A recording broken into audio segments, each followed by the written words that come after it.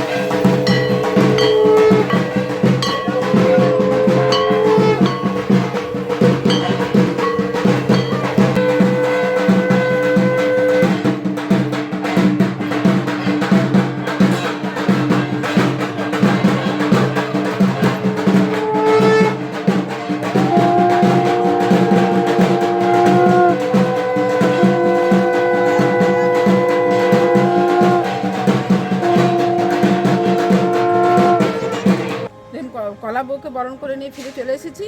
এরপরে এই যে ঠাকুরের যে পুজো দেওয়ার সামগ্রী, সেসব সামগ্রী আমি রেডি করে নিয়ে এবার পুজো দিতে যাচ্ছি। তো চলুন পুজো মণ্ডপে আপনাদের সঙ্গে আবার আমার দেখা হবে।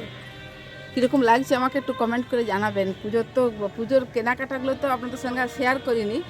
তো প্রত্যেক দিনেই যা কিছু ঘটনা ঘটবে বা গ্রাম্য কালচারের যে গ্রাম্য সংস্কৃতিতে যে আমাদের দুর্গা পুজোর অনুষ্ঠানগুলো কীরকম হয় সব কিছুই আমি আপনাদের সঙ্গে শেয়ার করব।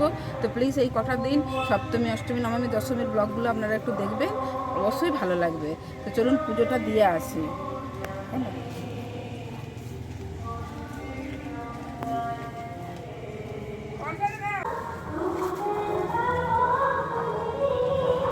পুজোর সামগ্রী সব রেডি করে নিয়েছি।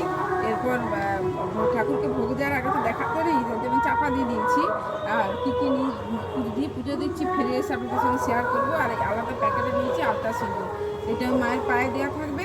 আর দশমীর দিন এটা বার করে আমি নিয়ে চলে আসবো। এই সিঁদুরটা আমরা সারা বছর ব্যবহার করি, তার জন্য এটা আলাদা করে প্যাকেটে এবার নাম লিখে ওখানে দিয়ে দিতে হবে।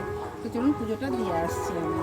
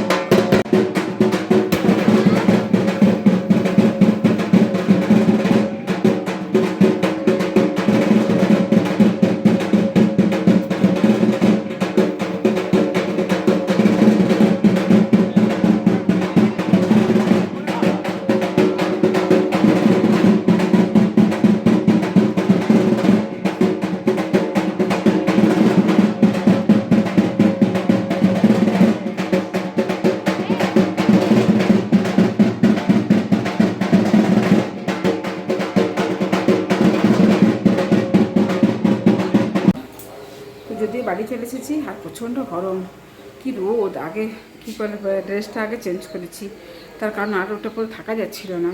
আর এরপরে রান্নাবান্না তো সকালবেলা কিছুটা কমপ্লিট করে দিয়ে গেছি। আজ তো আর বিশেষ কিছু খাওয়ার ঝামেলা নেই, ওই ডাল, পোস্ত, ভাজা এইসবই, আর চাটনি, ব্যাস, আর কিছু নেই। তো এবারে আমরা খাওয়া দাওয়া করি। আর যদি রাত্রেবেলা ঠাকুর দেখতে যাই তাহলে আপনাদের সঙ্গে শেয়ার করবো, তবে যাওয়ার খুব একটা ইচ্ছে নেই আর যাইও না। তার কারণ হচ্ছে এইখানে এই বসে সামনে মণ্ডপে বসে থাকলেই সময়টা কেটে যায়। তো ঠিক আজকের ব্লগটা আমি তাহলে এখানেই শেষ করছি।